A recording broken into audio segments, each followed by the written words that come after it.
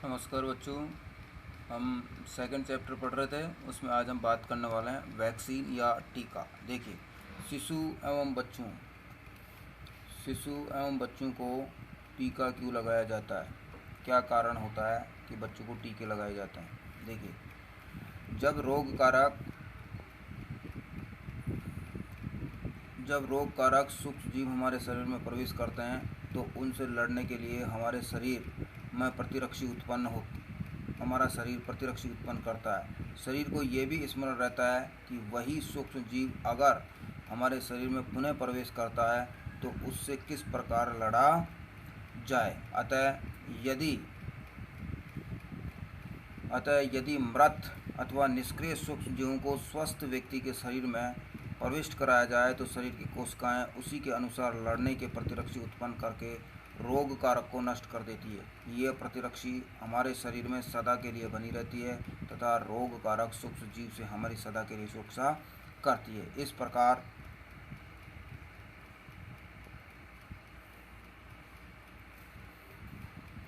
प्रकार टीका या वैक्सीन कार्य करता है। हैजा, क्षय, चेचक तथा हेपेटाइटिस जैसी अनेक बीमारियों को वैक्सीन द्वारा रोका जा सकता है। देखिए, एक्चुअली में होता क्या है कि जब हमारे शरीर में कोई रोग कारक प्रवेश करता है तो हमारे शरीर की जो प्राकृतिक प्रतिरक्षा तंत्र है वो क्या हो जाती है, सक्रिय हो जाती है और एक प्रकार का प्रतिरक्षी बनाती है जो उस रोग कारक के प्रति लड़ता है और उस रोग कारक को नष्ट करने का काम करता है। ठीक है, अब वो प्रतिरक्षी उस रोग कारक को तो नष्ट कर देता है, लेकिन उस पर्टिकुलर रोग कारक के लिए शरीर के अंदर हमेशा के लिए परमानेंटली वो क्या उत्पन्न कर देता है, प्रतिरक्षी उत्पन्न कर देता है, जो आगे फिर अगर वो रोग कारक प्रवेश करता है तो अपने आप ही उसको क्या कर देता है, नष्ट कर देता है। तो वैक्सीन या टीके में क्या होता है, संबंधित रोग कारक के मृत सूक्ष्म जीव होते हैं जो बॉडी के अंदर प्रविष्ट करवाए जाते हैं। बॉडी के अंदर प्रविष्ट होते हैं, हमारी जो बॉडी का जो प्रतिरक्षी तंत्र है वो सक्रिय होता है और उस रोग कारक को क्या करता है, नष्ट करने के लिए प्रतिरक्षी का निर्माण करता है और वो प्रतिरक्षी सदा के लिए हमारे शरीर के अंदर बन जाता है और आगे फिर उस रोग को उत्पन्न होने नहीं देता। तो हैजा, क्षय, चेचक तथा हेपेटाइटिस जैसी अनेक बीमारियों को किस प्रकार से रोका जाता है, वैक्सीन के द्वारा रोका जाता है। बचपन में ही हैजे से संबंधित जो सूक्ष्म जीव होते हैं, मृत या निष्क्रिय जीवों को बॉडी के अंदर प्रविष्ट करवा दिया जाता है, जिससे क्या हो जाता है, बॉडी के अंदर इस पर्टिकुलर रोग के प्रति प्रतिरक्षी उत्पन्न हो जाते हैं और वो प्रतिरक्षी फिर आगे के लिए या मैं यूँ कहूँ सदा के लिए ही शरीर के अंदर मौजूद रहकर इन रोगों से लड़ने का काम करते हैं। देखिए, एडवर्ड जेनर ने, ये एक साइंटिस्ट है, एडवर्ड जेनर ने 1798 में चेचक के टीके की खोज की थी। सबसे पहले जो चेचक का टीका या जो वैक्सीन बनाया था वो एडवर्ड जेनर था, जिसने 1798 के अंदर, ये डेट आप ध्यान रखेंगे। और किसका टीका बनाया था, चेचक एक बीमारी होती है उसके लिए इसने एक टीका तैयार किया था सबसे पहले एडवर्ड जेनर ने। बचपन में आपको भी अनेक रोगों से रक्षा करने के लिए टीके दिए गए होंगे। क्या आप इन रोगों की सूची तैयार कर सकते हैं?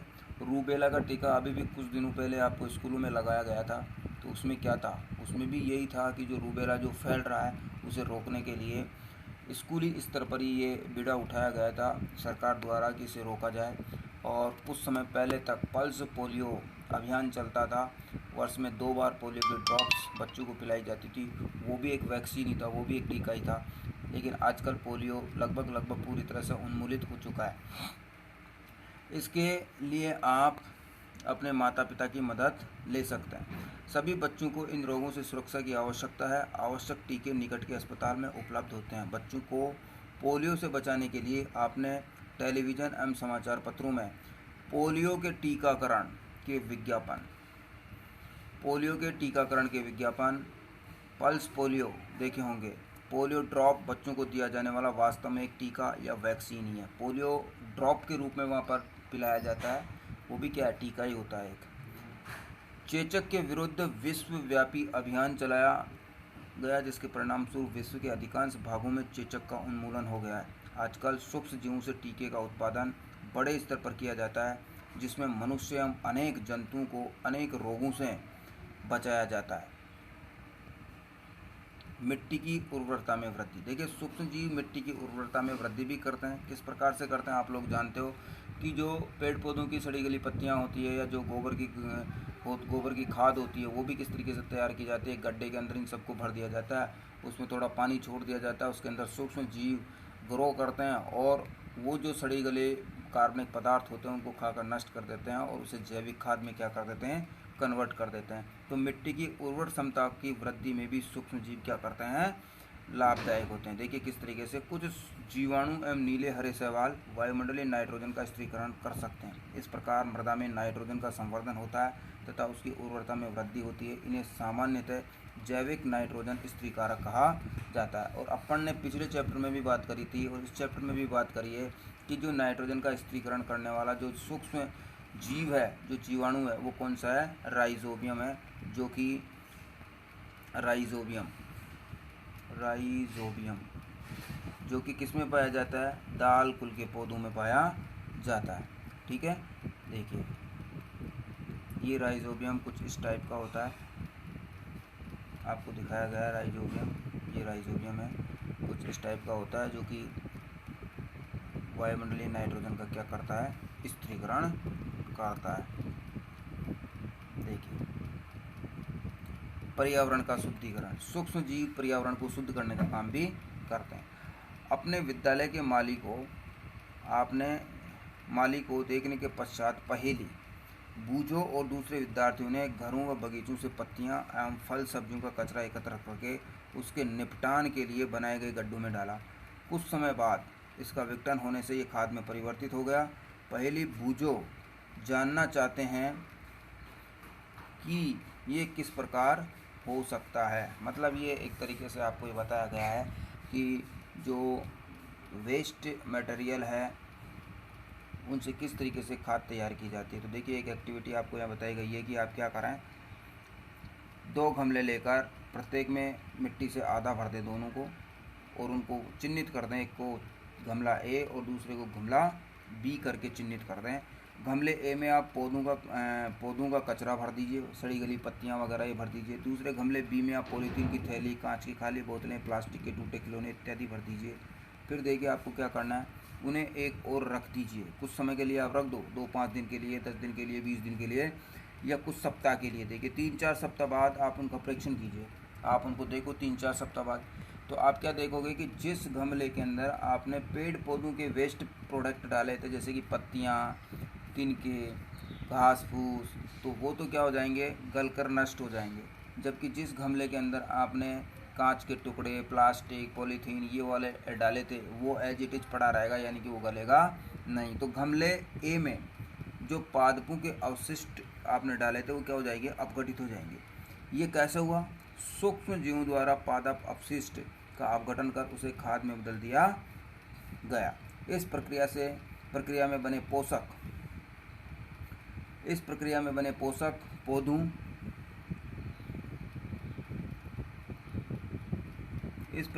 पोषक पौधों द्वारा पुनः उपयोग किए जाते हैं। क्या आपने ध्यान दिया कि गमला बी के पॉलीथीन की थैली, कांच की खाली बोतलों एवं खिलौनों के टूटे हुए टुकड़ों में इस प्रकार का परिवर्तन नहीं हुआ। सूक्ष्म जीव उन पर क्रिया करके खाद में परिवर्तित नहीं कर सकते। आप अक्सर बड़ी मात्रा में मृत जीवों को सड़ते हुए पादप, कभी कभी सड़ते हुए जंतुओं के रूप में देखते हैं।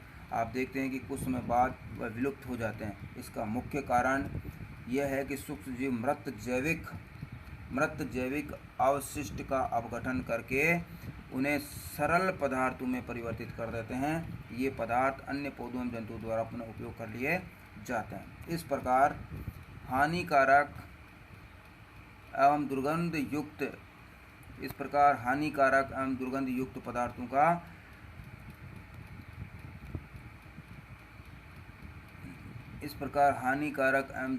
युक्त पदार्थों का निम्नीकरण करने के लिए हम सूक्ष्म जीवों का उपयोग करके पर्यावरण का शुद्धिकरण कर सकते हैं। देखिए अगर सूक्ष्म जीव नहीं होंगे तो ये सड़े गले पदार्थ, गोबर या कोई जीव मर गया मान लीजिए, वो सड़ेगा और सड़ के पर्यावरण को क्या करेगा, दूषित कर देगा।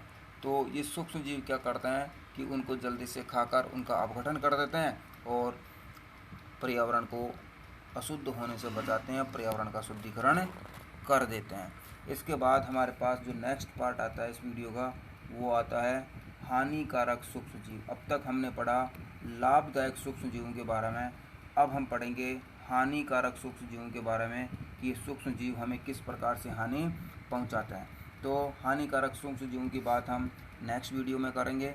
इसके लिए आप अगले वीडियो का इंतज़ार करें। ये वीडियो आपको अच्छा लगा हो तो आप इसको लाइक करें और अपने दोस्तों को अधिक से अधिक शेयर करें। धन्यवाद।